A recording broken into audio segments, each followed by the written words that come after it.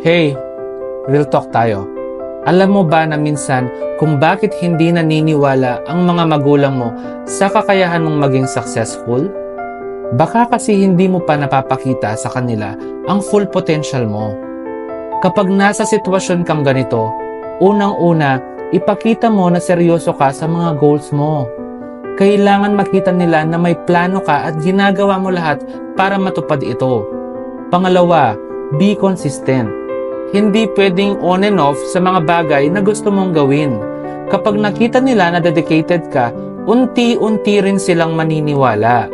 Pangatlo, seek support from your friends or mentors na naniniwala sa'yo. Minsan, kailangan mo ng ibang tao para mapapaalahanan ka kung kaya mo talaga. Lastly, communicate. Sabihin mo sa kanila kung gaano kahalaga sa'yo ang pangarap mo. Baka hindi lang nila naiintindihan kung